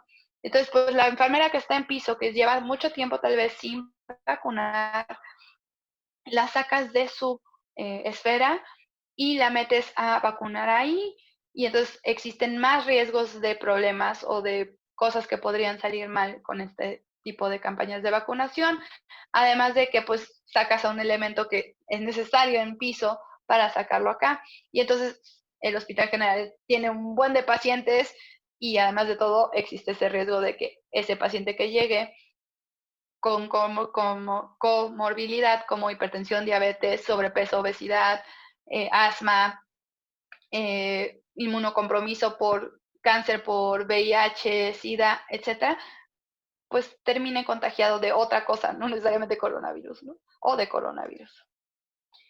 Muy bien, entonces, como dijimos, quisiéramos ponerle la vacuna a todos, pero justamente la OMS, la Organización Mundial de la Salud, sacó este comunicado de ética y COVID-19 para la alocación de recursos y centrar prioridades. Y justamente hablamos de que las vacunas primero se tendría que dar a las poblaciones que tienen mayor riesgo de infectarse y enfermarse gravemente, es decir, las personas que tienen estas comorbilidades, ¿no?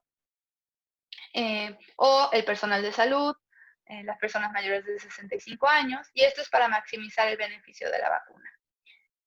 Luego también aquellos que si son vacunados podrían prevenir mayor transmisión del virus. Aquí vuelve a caer el personal de salud, ¿no? Porque pues están en contacto.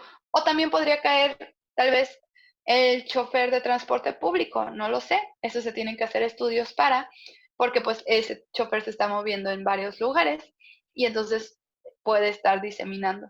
Entonces, la justificación también es maximizar el beneficio de la vacuna. Y por último, es justamente todas estas personas que estuvieron en las fases de prueba de vacuna, porque fueron voluntarios en participar para contribuir en esta investigación y las pruebas para el desarrollo de esta vacuna. Entonces hay una obligación recíproca a los que voluntariamente se pusieron en riesgo para contribuir al esfuerzo, pues claramente les debe de tocar. Muy bien, llegamos al bonus. Los tratamientos de COVID. También, igual que hay un tracker de vaccine de coronavirus del New York Times, hay uno de Drugs and Treatments.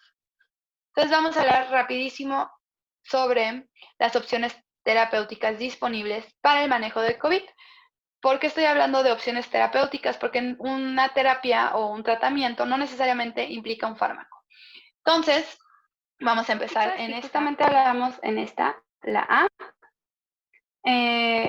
la de Remdesivir, que es un antiviral que inicialmente se aprobó se ha aprobado más bien, no se aprobó, sino se probó para el manejo de ébola o hepatitis C. Es un inhibidor de justamente una ARN polimerasa, dependiente de ARN, esta parte que dice RDRP, y justamente los datos preliminares del uso de este antiviral en COVID-19 han demostrado que reduce el tiempo de recuperación de personas hospitalizadas por COVID-19 de 15 a 11 días. Otro medicamento de este tipo es el Favipiravir, pero este ha tenido resultados como mixtos, tentativos, no concluyentes aún.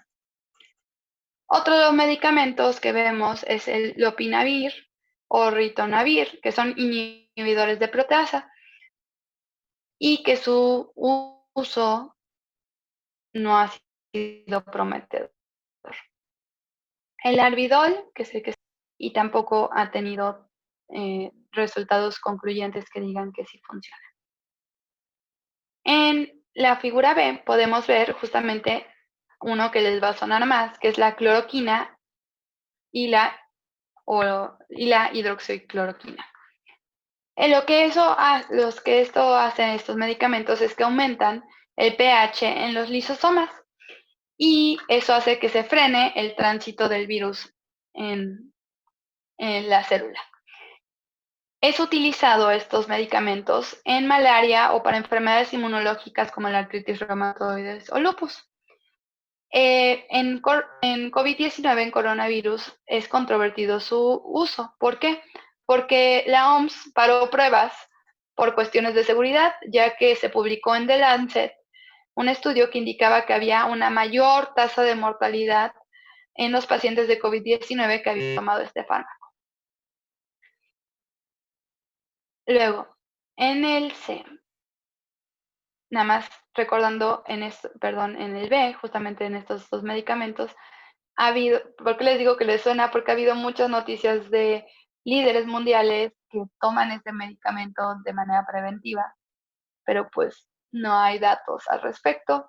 Y les digo, el documento científico que hay, que es de The Lancet, dice que hay mayor tasa de mortalidad en los pacientes COVID-19. A nivel, aquí en la C, podemos ver otro medicamento que ha sonado en medios, que es el tocilizumab, que es un medicamento biológico que antagoniza a la interleucina 6, la IL-6 que ven en el esquema, o el gimsilumab, que también es el que se encarga de secretar factor estimulante de colonias de granulocitos o macrófagos. ¿Se acuerdan de los macrófagos? Los primeros que iban como policías a decir esto no me late y se los pasaron a los otros linfocitos. Entonces, este es el que justamente manda estos macrófagos. Existen otros medicamentos, justamente, o no solo medicamentos, sino tratamientos potenciales, por decir, de anticuerpos neutralizantes que están en investigación. Un ejemplo es el plasma de pacientes convalecientes de COVID-19, es decir, los pacientes que ya tuvieron y se recuperaron. Otros son medicamentos biológicos, monoclonales o policlonales. Un medicamento que no aparece en este esquema, pero que en junio se convirtió en el primero en reducir la mortalidad de COVID-19 en un estudio científico, es la dexametasona. Es un corticosteroide, por lo que genera efectos extras que pueden perjudicar más que ayudar a pacientes con síndrome COVID-19 en etapas iniciales, por lo que solo se recomienda el uso solo en personas hospitalizadas por coronavirus y que requieren ventilación mecánica u oxígeno suplementario. Todo esto se publicó en el New England Journal of Medicine con un estudio de 6,000 personas, en donde demostró que la dexametasona sí reducía la muerte en 1/3 de los pacientes con COVID-19, pero que tenían ventilador, y en 1/5 de los pacientes con COVID-19, pero que requerían suplemento de oxígeno. Entonces, no es para que si uno está en casa, que es un cuadro leve de COVID, lo utilice. ¿Por qué? Porque tiene otros efectos que pueden ser más dañinos que beneficiosos. Y aquí volvemos a ver, esto ya los habíamos visto, estas dos figuras. La figura 3, hablamos de los anticuerpos que nos permite estudiar y ver la inmunopatología y poder seguir estudiando posibles tratamientos. Y la figura de aquí abajo es justamente lo que veníamos hablando de la enzima convertidora de angiotensina 2, que es la que justamente desbloquea al lograr emparejarse con una proteína, o sea, el COVID se empareja con esta proteína, y lo que les decía sobre que cada órgano tiene diferentes cantidades y eso hace que exista una respuesta inmune más fuerte o no, y que haya probables complicaciones en ciertos órganos más que en otros. Muy bien. Les presento el tracker, pero ahora sobre tratamientos, y si se dan cuenta, este tracker sigue 20 tratamientos, 2 que son muy utilizados o comúnmente utilizados, que es justamente la ventilación mecánica y el oxígeno suplementario, IO. Y el otro, ese es uno, el otro es ponerse en posición de cúbito prone, es decir, estar boca abajo, acostado, ha demostrado que aumenta la oxigenación en sangre. Y pues bueno, existen los medicamentos que hemos hablado como tentativos o con evidencia mixta. Y existen los que de plano son pseudociencia o fraude. Estos son 3. Uno es el inyectarse o tomar productos de cloro o desinfectante, que pues ha llevado a muchas muertes. Otro es los rayos UV, que dicen que eso mata el coronavirus, tampoco se ha demostrado. Es más, se ha visto que es pseudociencia. Y productos con base de plata, sí hay ciertos minerales que ayudan como desinfectantes, hasta ciertos tienen propiedades desinfectantes, pero no específicamente un producto de plata te lo da. Aquí quiero tomarme un momento para hablar de otros que no hablamos de tentativo o con evidencia mixta, como es el dióxido de cloro, que ha sonado también mucho en medios.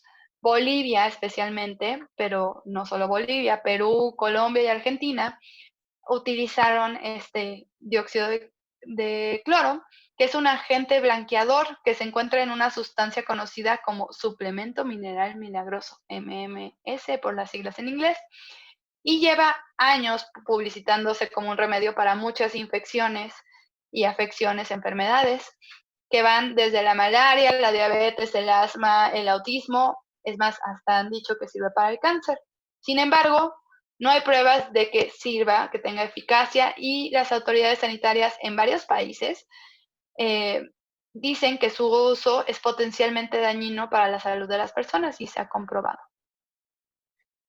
Otro que también no se vio, pero es la ivermectina, que justamente la OPS, la Organización Panamericana de la Salud, dijo que se está utilizando incorrectamente para el tratamiento del nuevo coronavirus, porque no hay ninguna evidencia científica de su eficacia y seguridad para el tratamiento de esta enfermedad.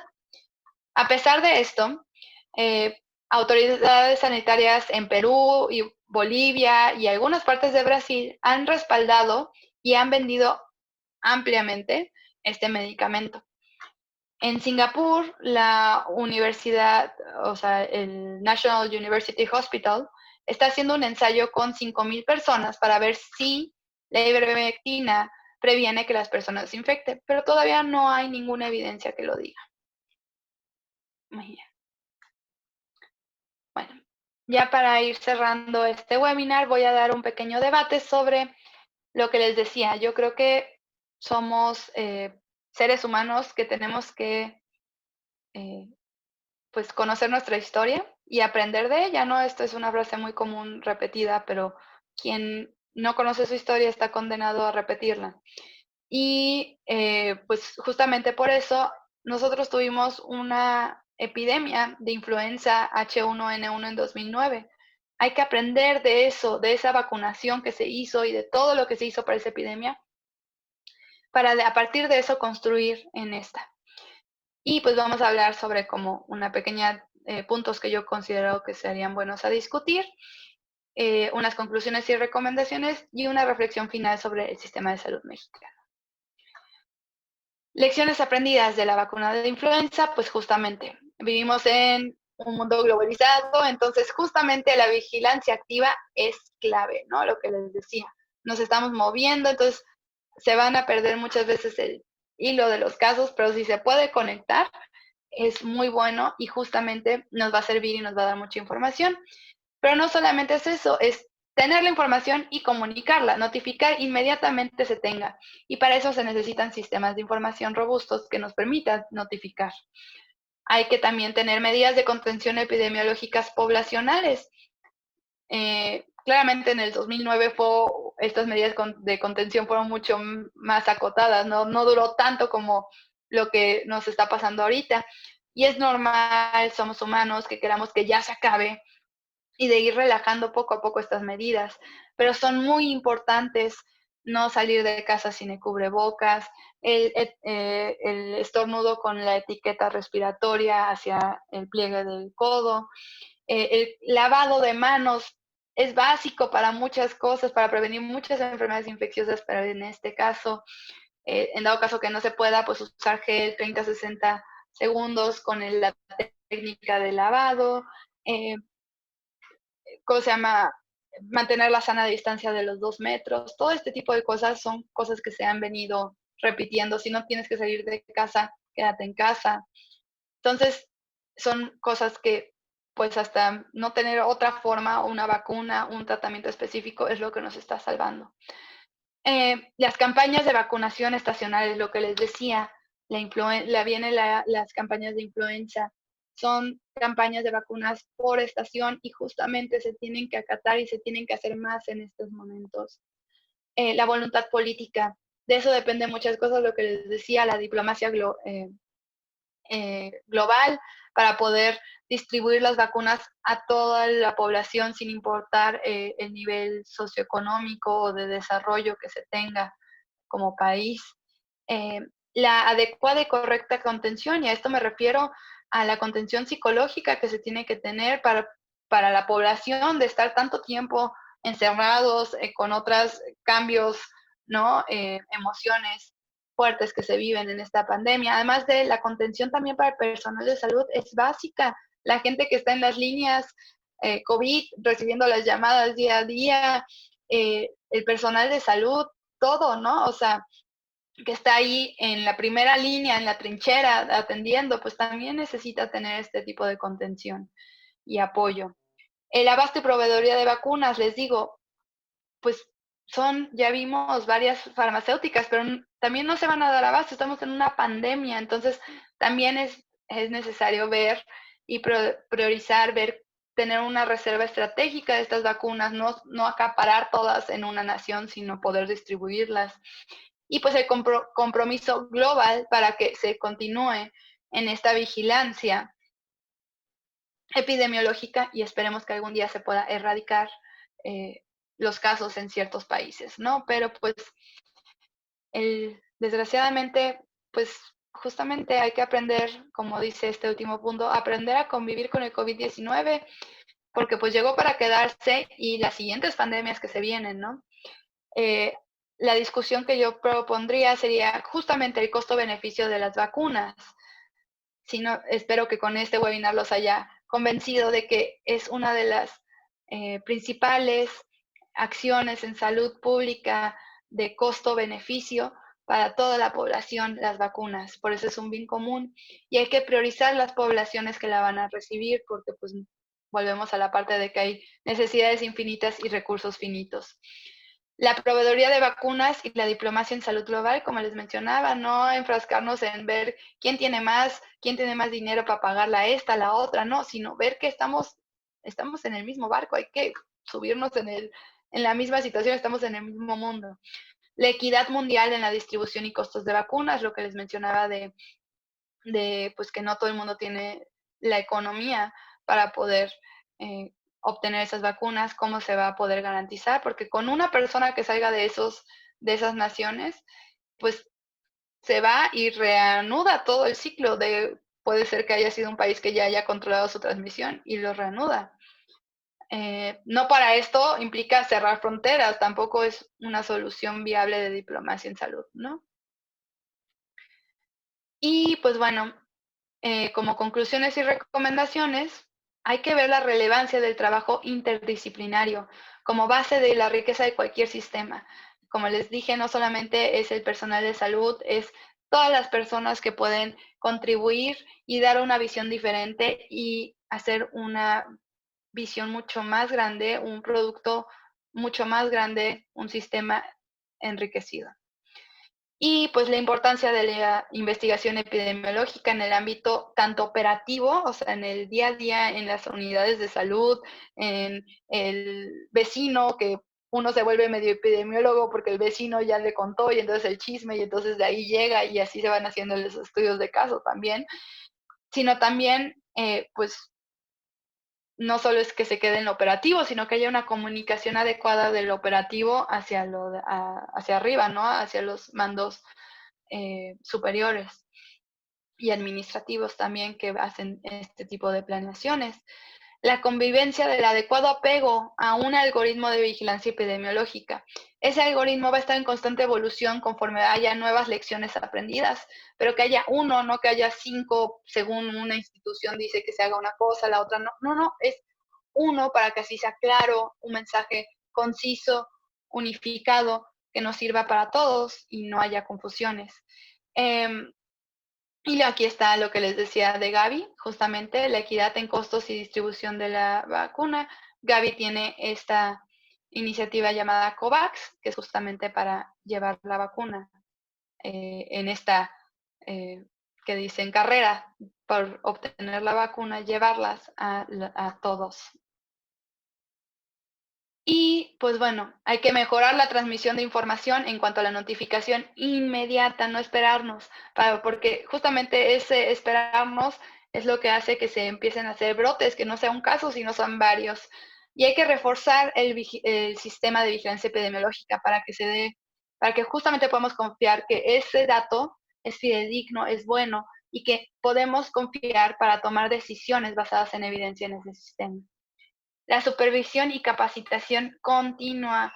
Mi prima siempre dice que se puede aprender de todo y estoy completamente de acuerdo con observar desde una hormiga, una planta, hasta la forma que una persona barre, que es diferente a la del otro.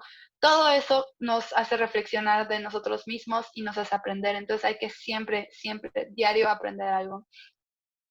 Hacer más eficiente la comunicación, como les decía, y operación entre los diferentes niveles de atención de salud, y no solamente de salud, sino también intersectorialmente. Si la Secretaría de Crédito, Hacienda, Crédito Público, ¿no? O la de Economía o la de Educación dice otra cosa diferente y no está coordinada con la de salud, pues entonces se vuelve un caos y ya no sabe uno a quién se le hace caso, ¿no? Entonces por eso es también intersectorial. Y para esto me tomo un pequeño momento para hablar sobre las sindemias. Las sindemias es más de una pandemia y esas las estamos viviendo. ¿Por qué? Porque hay una pandemia de COVID-19, pero también hay una pandemia de dengue, ¿no? O sea, que esa es una enfermedad transmitida por un mosquito, por un vector. También se nos juntó con un brote de sarampión. Cuando empezó esto de COVID, también hubo un brote en el Valle de México sobre sarampión, una enfermedad que ya se había sacado América Latina una bandera de que ya se había controlado esta enfermedad y pues erradicado por un tiempo, ¿no?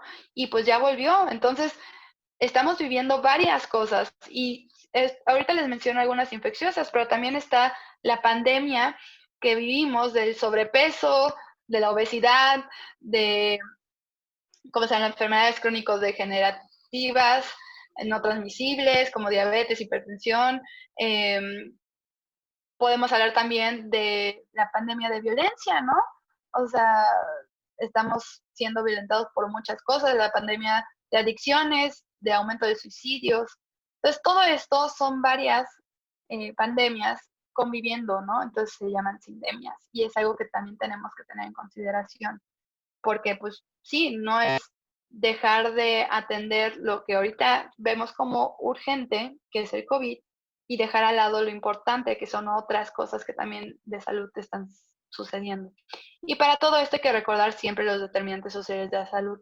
Nosotros podemos decir, no salga de su casa, pero pues si es una persona que no tiene la ventaja de poder hacer su chamba desde casa y que necesita salir para poder ganarse el pan, el sustento de su familia, pues no le puedes pedir eso, pero sí le puedes decir, pues salte protegido, toma las medidas necesarias y demás, ¿no? Entonces, para eso siempre hay que recordar los determinantes sociales de la salud, que es todo lo que rodea, debido a que la salud no solamente es la ausencia de enfermedad, es un concepto mucho más amplio. Entonces, esta ya es la última diapositiva en la cual toma las palabras del doctor Enrique Ruelas Barajas, el cual es actualmente director del Instituto de Futuros de la Salud. Aconsejo que lo revisen. Lo que hacen ellos es imaginar cómo sería un sistema de salud en unos años, nuestro sistema mexicano, y justamente traer ideas. Él también fue ex subsecretario de Salud y exdirector de la Escuela de Salud Pública de México, por lo cual lo invitaron justamente a este webinar dado el 8 de julio sobre hacia los 100 años de la Escuela de Salud Pública de México, a la cual yo también pertenecí al hacer mi maestría ahí. Y él decía que para que la operación de los servicios y políticas públicas sean trascendentes, deben de ser estas, estas 5 Cs, ¿no? Deben ser conscientes del tiempo en el que vivimos, conscientes de la responsabilidad que tenemos como personas, seres humanos, y muchas veces como líderes en salud en muchas cosas, o líder en uno mismo en nuestras vidas, del logro, ¿no? O sea, de también decir, ok, esto fue lo que hice bien y esto es lo que tengo que mejorar. También conscientes de la construcción, es decir, si vamos a hacer políticas públicas, tenemos que saber de dónde comenzamos y hacia dónde vamos, no es que se quede solo en una buena idea, sino una línea, una de acción. También hay que ser convergentes, no podemos hacer solo todos, ¿no? O sea, no podemos hacerlo una persona o un sector, por eso es que implica multisectorialidad y transversalidad entre todos los diferentes sectores. Hay que ser congruentes, hay que ser transparentes. Está bien, usted tal dato, saqué tal cosa, pero hay que ser transparente, hay que decir desde el principio, esto lo hice por esto, ¿no? Y eso implica una solidez en lo que uno está haciendo y una integridad de liderazgo. Como les digo, uno puede ser líder aunque sea solamente de uno mismo y hay que ser íntegros en eso. Hay que ser conscientes, ¿no? Hay que buscar una estabilidad, pero hay que mantener una política pública. Pero esa política pública también puede ser flexible, porque pues estamos en tiempos cambiantes, pero no flexibles al capricho de una situación, sino justamente cuando se cambien, sean cambios razonados, que sean cambios sustentados en evidencia y bien pensados. Y por último, pues hay que ser competentes. Hay que reorientar las capacidades y competencias a desarrollar. Yo les confieso, o sea, yo de vacunas sé más por este curso que les les comenté del PASPE, pero soy médico y en mi formación básica no nos hablaron tanto sobre estas situaciones, ¿no? O sobre salud pública, sí tuve toda una materia, pero no hablamos tanto o a fondo, ¿no? Entonces, hay que reorientar a que no se vuelva nada más una clase, sino que se desarrollen capacidades y competencias. Y para eso hay que formar líderes directivos en salud pública. Muchas veces vemos que hay un excelente médico, enfermero, nutriólogo, psicólogo, personal de salud en general, que es muy buen clínico, pero que nunca llevó ningún tema de administración o de salud pública que los permita tener esa habilidad desarrollada para poder ser un director de una unidad, un director de un hospital, un director de un instituto, una persona que trabaje en planeación y desarrollo, ¿no? O sea, de eso depende. Y todo esto nos va a llevar a que las políticas públicas estén enfocadas en mejorar la calidad del sistema de salud. Este sistema de salud debe estar enfocado en la persona, debe ser equitativo, debe ser eficiente, ¿no? Que realmente resuelva tu problema, que sea de calidad, que te sientas satisfecho con lo que recibiste, que sea efectivo, que te lleve a la resolución del problema por el cual hayas acudido, o para que también sea efectivo en prevenir, ¿no? Que no llegues a ese punto, que estés seguro, te sientas tranquilo con esta decisión. Y pues justamente volvemos a la parte de equitatividad, ¿no? No a todos nos tienen que dar por igual, sino hay que priorizar estas situaciones. Con esto, pues los dejo, les agradezco su atención.